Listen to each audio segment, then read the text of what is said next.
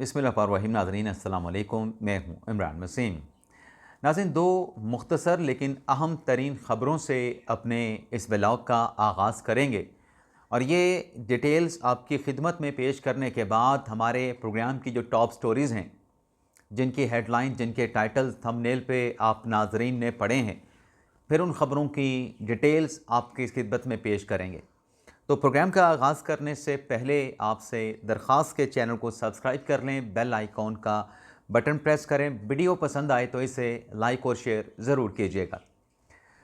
नाज़रीन, previous vlog में हमने बात की थी कि जो मिलिट्री कोर्ट की जानिब से साबिक DGI जनरल फैज़ हमीद को कोर्ट मार्शल प्रोसीडिंग के बाद जो 14 साल की सज़ा सुनाई गई, सोशल मीडिया की खबर के मुताबिक इस सज़ा के ख़िलाफ़ फैज़ हमीद ने कोर्ट ऑफ अपील में जो फ़ैसला था उनके ख़िलाफ़ 14 साल की सज़ा का, उस फ़ैसले को चैलेंज कर दिया है।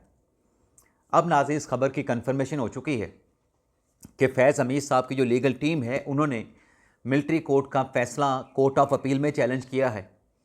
अब कोर्ट ऑफ अपील में क्या होता है, ये आप नाज़रीन के लिए एक बड़ी ख़बर है। जहाँ अपील दायर हुई है, फ़ैसला चैलेंज हुआ है, वहीं कोर्ट ऑफ अपील में नाज़रीन होता ये है कि जब कोई कन्विक्टेड शख्स जिसको कोर्ट मार्शल प्रोसीडिंग से सज़ा होती है, तो वो जब अपील दायर करता है कोर्ट ऑफ अपील में, तो उस अपील के ऊपर जो जज की अपॉइंटमेंट है, जो अदालत है, उस अदालत की तश्कील का फ़ैसला जो है वो आर्मी चीफ करता है। यानी आसिम मुनीर साहब जो हैं, इस कोर्ट ऑफ अपील में जो फ़ैसला मिलिट्री कोर्ट का चैलेंज हुआ है, इसकी प्रोसीडिंग से मुतल्लिक, इसके पैनल से मुतल्लिक या इसके जज से मुतल्लिक जो है वो फ़ैसला आसिम मुनीर साहब करेंगे। एक तो नाज़रीन इस बात की कन्फर्मेशन हुई है। दूसरा, दोपहर के व्लॉग में भी हमने बात की थी कि जो इमरान खान साहब और बुशरा बीबी साहिबा की जो कन्विक्शन है तोशाखाना 2 केस में, दोपहर तक वो अपील फ़ाइल नहीं हो सकी थी। लेकिन हमारे व्लॉग के पब्लिक होने के बाद जो इमरान खान साहब की बुशरा बीबी साहिबा की लीगल टीम है, जिसमें एक बड़े ही मुतहर्रिक वकील हैं जनाब खालिद यूसुफ चौधरी साहब, उनकी जानिब से एक्स पे पोस्ट किया गया और ये बताया गया कि इमरान खान और बुशरा बीबी साहिबा की जो अपीलें हैं वो इस्लामाबाद हाई कोर्ट में फ़ाइल कर दी गई हैं। अलग अलग अपीलें हैं। इमरान खान साहब की अलग से अपील फ़ाइल की गई है, बुशरा बीबी साहिबा की अलग से अपील फ़ाइल की गई है, और इन अपीलों के साथ इस्लामाबाद हाई कोर्ट में इन दरख्वास्तों की, इन अपीलों की जल्द समाअत की मुतफर्रिक दरख्वास्त भी दायर कर दी गई है। Registrar office Islamabad high court ने इन दोनों अपीलों को जो डायरी नंबर है, डायरी नंबर अलाट किया है, और डायरी नंबर इमरान खान साहब की अपील को ग्रांट किया गया है 24,560, और बुशरा बीबी साहिबा की अपील को 24,561 नंबर जो है वो अलॉट किया गया है। अब इस अपील में ये कहा गया है कि एक तो जो इनाम शाह थे उन्हें तो इमरान खान साहब ने बरतरफ कर दिया था, उनकी गवाही पे इन्हिसार भी नहीं कर सकते। जो वादा माफ़ गवाह हैं सोहेब अब्बासी, उनकी गवाही पे भी इन्हिसार नहीं कर सकते। इस्तगासा अपना केस साबित नहीं कर सका, और जिस अदालत ने यह फ़ैसला सुनाया इमरान खान के ख़िलाफ़, बुशरा बीबी साहिबा के ख़िलाफ़, उस अदालत के पास तो ये मुकदमा सुनने का अख्तियार था ही नहीं। और ये केस जो है ये सरकारी अफसरान के ख़िलाफ़ तो चल सकता है, इमरान खान सरकारी मुलाजिम नहीं थे। और ये सारी कंटेंशन लिखने के बाद अपील में ये बातें एजिटेट करने के साथ साथ कहा यह गया है कि जो कन्विक्शन है उसको कलअदम करार दिया जाए।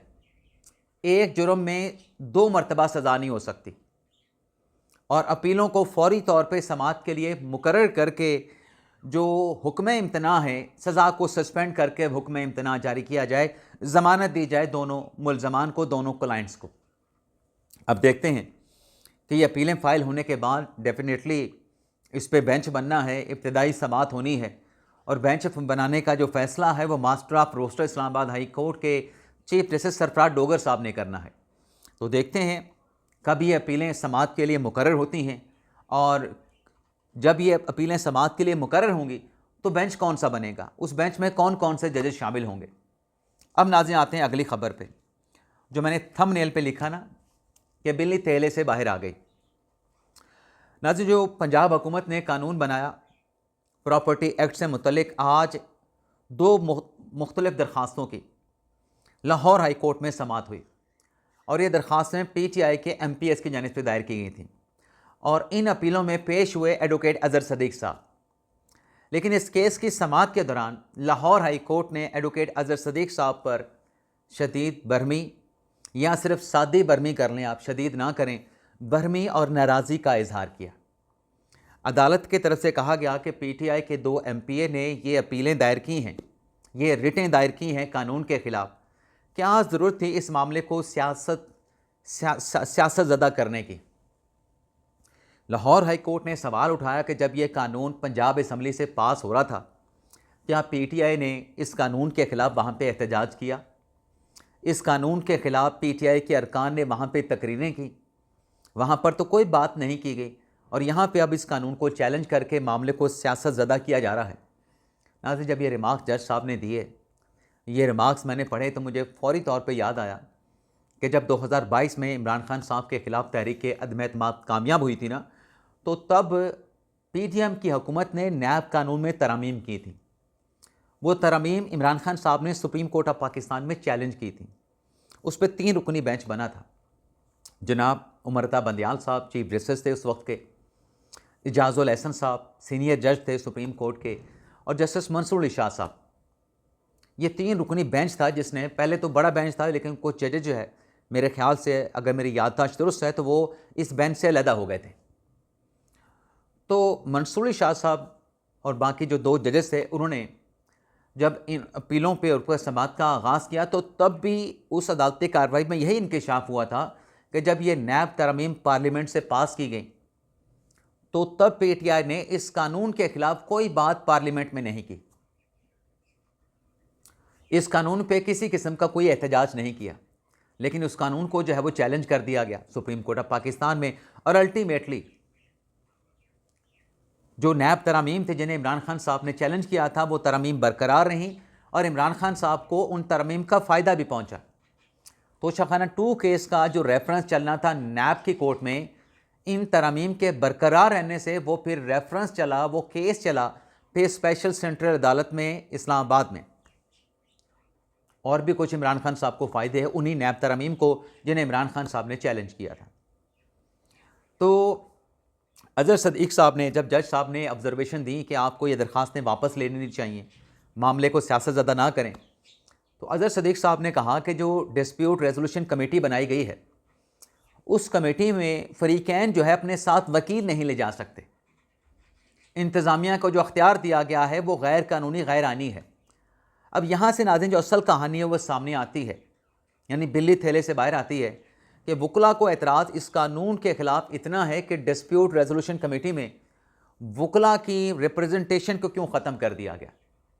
डिस्प्यूट रेजोल्यूशन कमेटी में भी वकला क्लाइंट के साथ जाते, फ़रीक़ैन के साथ जाते, मुतासरीन के साथ जाते, तो फ़ीसें मिलनी थी, मतलब वकला के अपने मामलात आगे बढ़ने थे जो माली मामलात थे। लेकिन पंजाब हुकूमत ने आज एक बड़ा इक़दाम उठाया है, और वो ये है कि जो कानून बना है प्रॉपर्टी एक्ट का, उस पर जो एक सुकम दिखाई दे रहा था, जो एक कमी दिखाई दे रही थी कानून के मुताबिक ही, कि आपने ट्रिब्यूनल नहीं बनाया, आपने कानून बना दिया, आपने ट्रिब्यूनल नहीं बनाए। तो आज पंजाब हुकूमत ने 36 ट्रिब्यूनल बना दिए हैं। पंजाब के 36 अजला में रिटायर्ड जजेस को इन ट्रिब्यूनल की सदारत दी गई है। ना सिर्फ ट्रिब्यूनल बना दिए गए हैं, बल्कि इसके साथ साथ इन ट्रिब्यूनल के जो रजिस्ट्रार हैं उनकी तैनातियाँ भी कर दी गई हैं।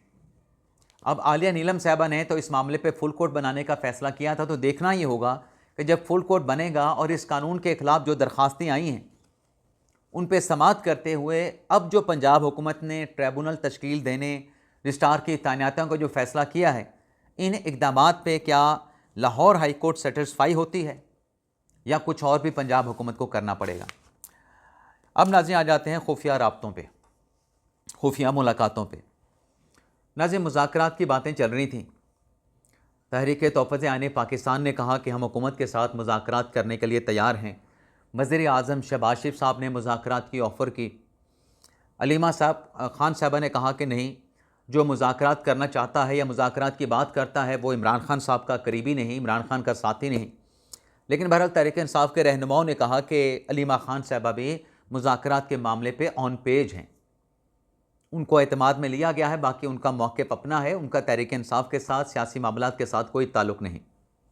वैसे अलीमा खान साहबा कहती हैं अपने बयानात में कि मैं अगर सियासत में आ जाऊँ तो कोई इसकी क्यों मुखालफत करता है, किसी को इस बात से क्या पेन है। लेकिन आज अब हुआ ये है कि हुकूमत और पीटीआई का रब्ता हुआ है, और इस रब्ते में जो हुकूमती ज़राए बताते हैं, तहरीक इंसाफ ने इस बात का एतराफ़ किया है या अपना मुद्दा हुकूमत के सामने रखा है कि जो पार्टी के अंदर चीज़ें चल रही हैं, जो मुख्तलिफ आरा पाई जाती हैं, और जो मैंडेट है पार्टी के क़यादत के पास, वो मैंडेट इतना नहीं कि कुली तौर पे पार्टी फ़ैसला कर सके। तो ये जो इख्तलाफात पार्टी के हैं और जो फ़ैसला साजी में कमी का जो मैंडेट तहरीक इंसाफ की क़यादत के पास है, ये दोनों चीज़ें मुज़ाकरात में फ़ौरी तौर पे मुज़ाकरात के अमल में रुकावट का बाइस बन गई हैं। हुकूमत की तरफ से पीटीआई को इस राब्ते पे ये कहा गया है कि एक तो कोई पेशगी, किसी किस्म के मुतालबात नहीं होंगे, कोई शराइत नहीं होंगी। दूसरा ये है कि मुज़ाकरात के लिए तहरीक इंसाफ की साइड को या अपोजिशन की साइड को ठोस इक़दामात जो है वो उठाने पड़ेंगे। हुकूमती ज़रा ये बताते हैं कि जो मुज़ाकरात का अमल है, पीटीआई के इंटरनल मामलात को देखते हुए, उनके इख्तलाफात को देखते हुए, उनके फ़ैसला साजी का मैंडेट देखते हुए फ़ौरी तौर पे मुज़ाकरात शुरू होने का कोई इम्कान नहीं। तो सोहेल अफरीदी के ख़िलाफ़ कार्रवाई की बात कैसे सामने आ गई? हाँ जी, सोहेल अफरीदी साहब आप जानते हैं कि लाहौर का दौरा मुकम्मल करने के बाद वापस जा चुके हैं पेशावर में। अब पेशावर पहुंचने के बाद उन्होंने पंजाब हुकूमत को ख़त लिख के गिले शिकवे किए हैं ताकि रिकॉर्ड पे रहे। ख़त में सोहेल अफरीदी साहब की तरफ से जो ख़त लिखने वाले हैं, उनकी जो ब्यूरोक्रेसी है, उसमें यह कहा गया है, एक तो प्रोटोकॉल की खिलाफ वर्जी हुई वज़ीर आला की। दूसरा यह है कि उनके साथ वहाँ पे दौरा लाहौर में नाजेबा नारवा सलूक रखा गया, सलूक अच्छा नहीं था पंजाब हुकूमत का। तीसरा ये कहा गया कि जो सिक्योरिटी इंतज़ामात थे वो हद से ज़्यादा थे, गैर ज़रूरी सोहेल अफरीदी साहब के सिक्योरिटी के इंतज़ामात किए गए। अब लगता ही है कि सोहेल अफरीदी साहब जो हैं, बल्कि उन्होंने एक और बात भी की कि अवामी मकामात की बंदिश से अवाम को मुश्किलात का सामना करना पड़ा। पहले तो नाज़रीन आप ये देखें कि सिक्योरिटी के इंतज़ामात किए गए उनके हिफाजत के लिए, उनके लोगों के हिफाजत के लिए जो उनके साथ पेशावर से यहाँ पे आए थे। अब रावलपिंडी में दिसंबर का महीना जा रहा है, 27 दिसंबर 2007 को मोहतरमा बेनज़ीर भुट्टो के साथ क्या हुआ था? एक ऐसा कारकुन, मतलब एक ऐसा शख्स कारकुन की शक्ल में उनकी गाड़ी पे चढ़ गया और मोहतरमा को गोली मार के हलाक कर दिया, फिर वहाँ पे ब्लास्ट भी हो गया। तो ऐसा कोई नाखुशगवार वाक़या, मतलब उससे बचने के लिए उनकी सिक्योरिटी का बंदोबस्त किया गया था।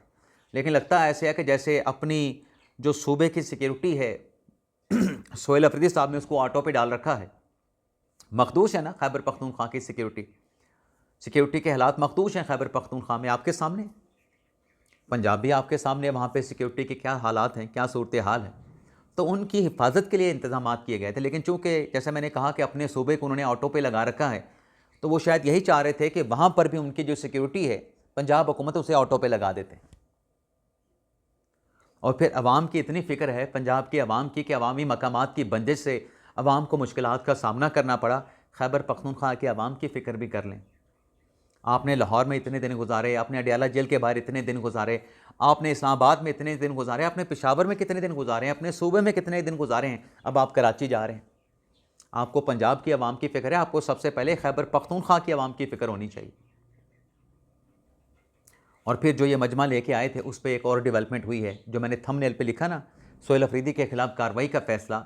अब पंजाब असम्बली के जो स्पीकर हैं मलिक अहमद ख़ान साहब, उन्होंने क्या इंकशाफ किया? उन्होंने कहा जी इनके साथ जो लोग आए थे वो जुराइम पेशा थे, उनके साथ लोग जुराइम में मुलविस थे, जलाओ गिराओ में, माजी में वो जलाओ गिराओ में मुलविस रह चुके हैं। और जो लोग आए थे पंजाब असम्बली में, उनके पास ना इजाज़तनामा था, ना उनके पास शनाख्ती कार्ड थे। और पंजाब असम्बली में बेहुदा और नाजेबा गुफ्तगू की गई पंजाब की चीफ मिनिस्टर से मुतल्लिक़। तो पंजाब हुकूमत ने इस सारे मामले की इन्वेस्टिगेशन के लिए, इस सारे मामले का जायज़ा लेने के लिए सोहेल अफरीदी साहब अपने साथ जो मजमा लेके आए, उनके दौरा लाहौर की इंक्वायरी करने का फ़ैसला किया है। उनके दौरा लाहौर और पंजाब असम्बली में आना और वहाँ पे जो कुछ भी हुआ, तकरार हुई, धक्कम पेल हुई, उस तमाम मामलात का जायज़ा लेने के लिए पार्लिमानी कमेटी तश्कील दे दी है। अब यह पार्लिमानी कमेटी इस मामले का जायज़ा लेके, इंक्वायरी लेके अपनी जो रिपोर्ट है अपनी रिपोर्ट स्पीकर साहब को पेश करेगी, मलिक अहमद ख़ान साहब को, और इस रिपोर्ट में जो रिकमेंडेशन होंगी उन सिफारशात की रोशनी में फिर जो ज़िम्मेदारान होंगे कानून के मुताबिक, जो कानून नाफिज करने वाले इदारे हैं, उन्हें कहा जाएगा कि इनके खिलाफ कार्रवाई करें। तो ये था नाज़रीन हमारा ब्लॉग। आपसे इजाज़त चाहते हैं। अल्लाह ताला हम सब का हामी नासर और अपनी दुआओं में याद रखिएगा। अल्लाह हाफिज़।